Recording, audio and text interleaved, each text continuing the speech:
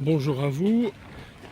Je fais une courte vidéo pour répondre à Michel Fromager, qui est un écrivain français qui a publié en 2017 aux éditions de l'Harmattan un livre, L'Enfer introuvable, qui en fait tâche de remettre au goût du jour une hérésie condamnée que l'on appelle le conditionnalisme.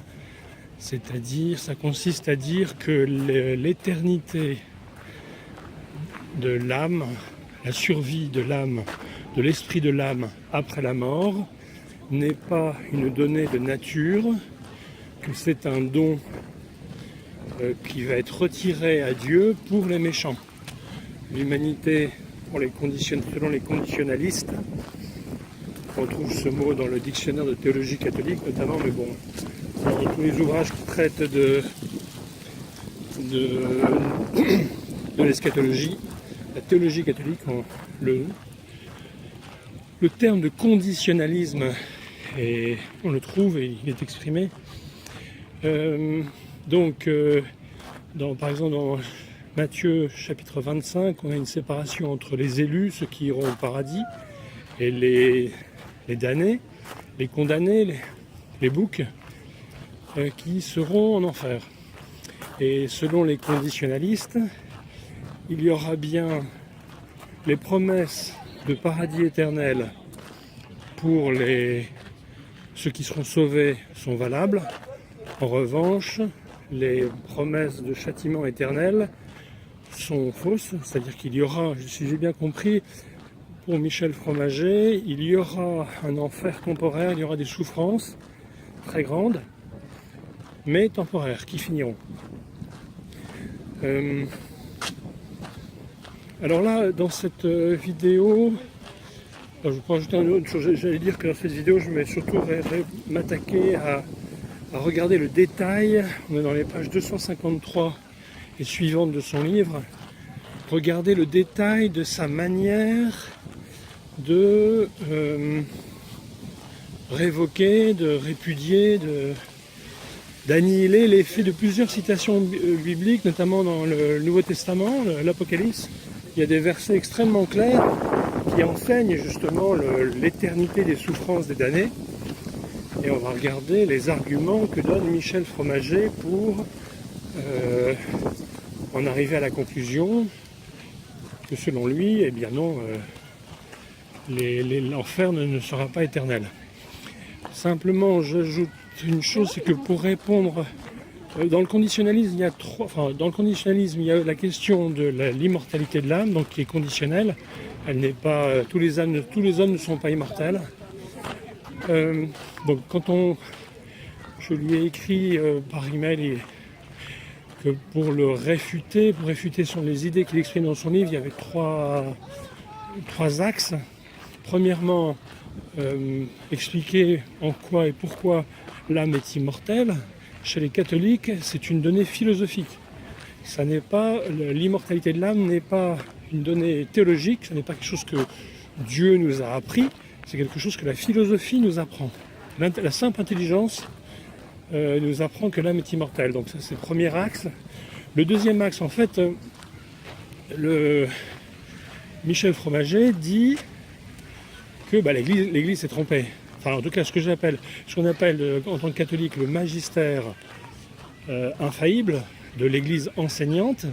L'Église catholique est divisée en Église enseignée, les baptisés, et l'Église enseignante qui est composée des évêques, avec à sa tête l'évêque de Rome, le pape. Il y a cette phrase, un des versets célèbres de Jésus, qui vous écoute, m'écoute. Allez, je fais une parenthèse. J'ai bien conscience que ce serait plus agréable de montrer mon visage. Ce que j'envisage de faire, je serais même content de pouvoir faire un débat face à face avec Michel Fromager. Mais en fait, je profite de trajets que j'ai à accomplir pour enregistrer de manière informelle. Parce que si on se présente de face à la caméra, il faut plus soigner la manière dont on est habillé. Là, ça permet de pas coucher sur le papier, mais coucher sur la vidéo quelques réflexions, de les mettre en circulation sur Internet. Ça occasionne des réactions, ça prépare. Je considère ça comme des brouillons, et c'est un peu l'ennemi et le mieux.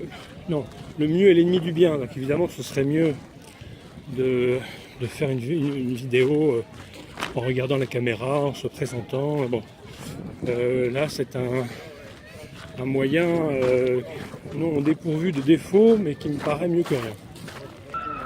Alors venons-en au premier verset. On est dans le chapitre Que reste-t-il comme objection, dans le livre de Michel Fromager, L'enfer introuvable. C'est une partie du titre d'ailleurs. Page 253, et ça va être le verset de l'Apocalypse, chapitre 14, versets 10-11. Je vais vous lire le verset. Si quelqu'un adore la bête et son image et en reçoit la marque sur son front ou sur sa main, il boira lui aussi du vin de la fureur de Dieu, mêlé sans mélange dans la coupe de sa colère, et il sera torturé dans le feu et le soufre devant les saints anges et devant l'agneau. Et là arrive le verset fondamental pour pour un conditionnaliste. Et la fumée de leur torture monte pour des éternités d'éternité. Et ils n'ont de repos jour et nuit, ceux qui adorent la bête et son image, et quiconque reçoit la marque de son nom. Fin de citation. Bon. Donc il ne faut pas être grand clair pour comprendre que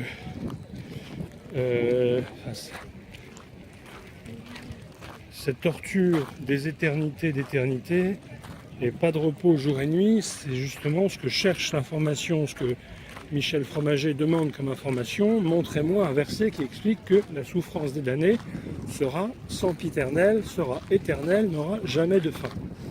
Alors maintenant on va voir quel argument il présente pour aboutir à la conclusion que les souffrances des damnés seront temporaires. Bon, page 53, je ne lis pas d'argument pour évoquer en doute ce verset. Et page 254, il va même jusqu'à dire il cite le père Spic, S-P-I-C-Q, un exégète du XXe siècle, qui dit que ce verset, le verset 11, chapitre Apocalypse, je cite, enseigne formellement l'éternité des peines infernales. Bon.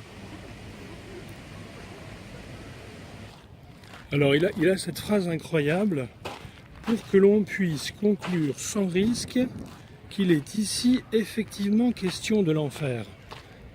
Moi je trouve ça très surprenant d'avoir de la difficulté à comprendre que quand on parle de souffrance d'éternité et d'éternité, de torture qui ne cesse ni le jour ni la nuit, il est question d'enfer. Bon.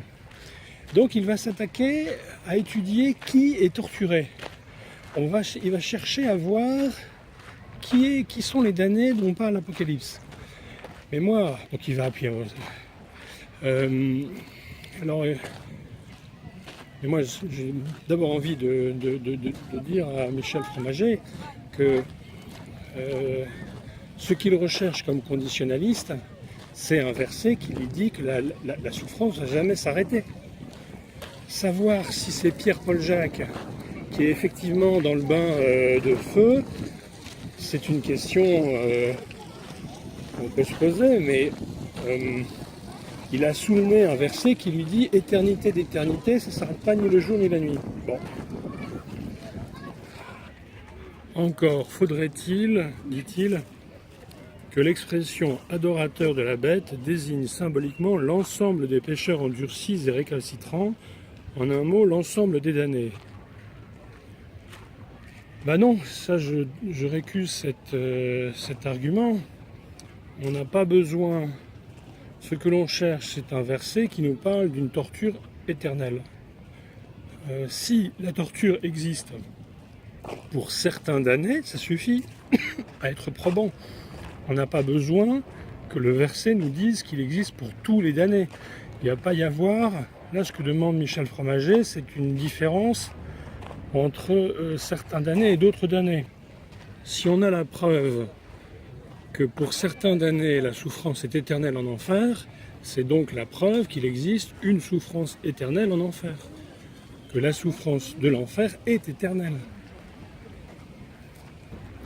Contrairement à ce qu'il dit, savoir ou décider si les adorateurs de la bête désignent certains damnés ou tous les damnés n'a pas d'impact sur la conclusion à avoir que l'enfer est éternel ou temporaire. De même, il parle du caractère historique, certains éléments, certains versets, ces questions d'adoration de la bête peuvent viser des éléments historiques.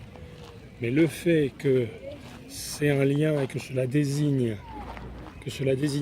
des éléments historiques ne supprime pas le fait que ces versets peuvent avoir un sens spirituel, théologique, et en même temps qu'ils visent les faits historiques qui se sont passés, en même temps enseigner l'éternité de la nation. Il nous dit que tous les spécialistes voient dans les adorateurs de la bête une figure, il voit dans la bête et son image une figure de l'empereur romain, Néron, Domitien, et sa statue qu'on devait adorer. Si on ne l'adorait pas, on était condamné à mort. Donc pour lui, ces adorateurs ne figurent pas les adorateurs de la bête ne symbolisent pas, ne figurent pas tous les damnés en général.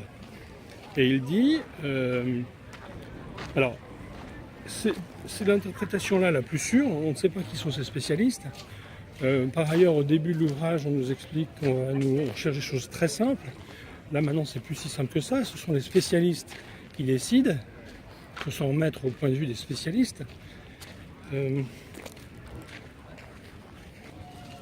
cite, interprétation qui, selon moi, suffit à disqualifier celle de Spik, qui était l'exégète expliquant que ce verset Apocalypse 14-11 enseignait clairement l'éternité des peines de l'enfer. Mais cette phrase, je la trouve légère pour quelqu'un qui est aussi diplômé que Michel Fromager. J'ai cru comprendre qu'il avait plusieurs doctorats, et qu'il était auteur d'une quinzaine d'ouvrages. La question est d'abord, il y a le sens évident, que toute personne, tout baptisé voit bien que ce verset 11 parle d'éternité. Il n'y a pas de... Donc l'homme simple, il voit bien que ça lui fait penser au fait que la souffrance ne va jamais s'arrêter. Bon. Ensuite, il faudrait regarder ce que tous les pères de l'Église ont dit. Comment tous les pères de l'Église ont interprété ce verset Apocalypse 14-11. Ça serait une chose. Alors les conditionnalistes se fondent sur des premiers pères qui ont eu des passages ambigus. Ah bon, c'est un autre sujet. Alors, suite en bas de la page 254, ils citent « Et la fumée de leur torture monte pour des éternités d'éternité ». Fin de citation. Et ils se demandent, est-ce qu'on peut tenir cette fumée pour une preuve que les souffrances sont éternelles? Et je suis impressionné par le fait que la question est pour des éternités d'éternité, qui est la question conditionnaliste, la souffrance va-t-elle s'arrêter ou continuer? Et lui, il met le zoom, il se concentre sur la fumée. Il se demande, peut-on tenir cette fumée pour une preuve de l'éternité de l'enfer? Et il dit non, je ne pense pas. Mais pour moi, la preuve de l'éternité des souffrances en enfer, c'est l'expression éternité d'éternité. C'est pas la fumée. Ça pourrait être des éclairs, ça pourrait être une pluie de soufre, du feu, enfin tout ça c'est secondaire. Ce qu'on trouve dans ce verset, c'est éternité d'éternité. Ben non, lui il va se concentrer sur la fumée. Alors ensuite, page 254, il va renvoyer à plusieurs cas de fumée qui sont des fumées temporaires. Ah, évidemment, c'est pas difficile de trouver des incendies qui ont une extinction dans la Bible. Donc on a une citation d'Isaïe, de la Genèse 19. Donc il nous explique que l'incendie qui a brûlé les 5 villes dont Sodome et Gomorrhe a eu un terme, mais que le souvenir a été très long, qu'on s'en souvient encore au moment de la rédaction de l'Apocalypse. Bon, alors après, au lieu de s'occuper uniquement de la matérialité du verset qui dit bien éternité d'éternité, il pose la question, que veut dire l'auteur? Donc on va faire une enquête sur l'intention de l'auteur du verset. Alors qu'au départ, son idée, c'est que aucun verset de la Bible n'enseigne une souffrance éternelle. Et après, comment fait-il pour révoquer la signification de que leurs souffrances n'auront pas de repos de jour ni de nuit? Eh bien, c'est simple dénégation. On est donc page 255. Quant à cette mention, elle ne dit nullement qu'ils souffriront éternellement. Voilà l'argument. On a quelque chose qui dit clairement, simplement, ni de jour, ni de nuit, il n'y a pas de repos, c'est continu. Eh bien, il nous dit, elle ne dit nullement qu'ils souffriront éternellement. Et alors, la raison qu'il donne, c'est que cette expression jour et nuit, qui est très fréquemment employée dans la Bible, signifie seulement dans la Bible, je cite, sans cesse, sans relâche, sans arrêt. Mais au lieu, c'est intéressant parce que c'est à nouveau, il fait un zoom sur jour et nuit, alors que le verset dit ils n'auront de repos ni le jour ni la nuit. Donc il s'agit bien de souffrances terribles qui ne s'arrêteront ni le jour ni la nuit. Que par ailleurs dans la Bible on parle de jour et de nuit, d'accord, mais je suis désolé, ça ne me semble pas probant ni pertinent de tirer la conclusion qu'il en tire. Je voudrais d'ailleurs faire remarquer que pour réfuter ce verset 11, il lui suffit de 6 lignes. On est page 255. Ce verset 11, où il est dit qu'ils n'auront de repos ni de jour ni de nuit, c'est traité en 6 lignes. Et alors que c'est un verset qui fonde de manière raisonnable, évidente, le fait que la souffrance sera éternelle et que l'Esprit Saint soit servi d'une comparaison ni jour ni nuit pour nous faire comprendre que c'est 24 sur 24, même si dans la Bible, à d'autres occasions, quand l'Esprit Saint utilise l'expression 24 sur 24, c'est pas pour dire éternel, là on parle bien d'un repos continu. Alors j'espère que mes propos ne sont pas trop piquants, j'espère ne pas manquer de courtoisie à M. Fromager, je ne veux pas mettre en doute sa bonne volonté. Cette vidéo est donc un brouillon. Si jamais il la voit, je veux bien, s'il y a des choses que vous voulez que je retire, que je modifie, dites-le moi, je le ferai, parce que mon but est d'échanger des arguments et pas d'être désobligeant. L'enfer éternel est évidemment le dogme le plus terrible de la foi catholique, chrétienne catholique. Donc là, nous sommes, indépendamment de M. Michel Fromager, nous sommes avec les conditionnalistes face à des gens qui veulent, qui n'y croient pas, qui se sont convaincus que l'enfer serait temporaire. Donc même face à ces versets qui pour moi, comme pour Spik et comme pour tous les catholiques, et je pense une majorité de pères de l'Église d'ailleurs, enseignent clairement cette non-cessation des souffrances, eh bien eux ne le voient pas. Donc pour quelqu'un comme moi, on a l'impression que le soleil brille en plein midi et qu'on nous dit non, non, il fait nuit, le soleil n'est pas là. Et donc dans ces pages 253 à 255 de son livre,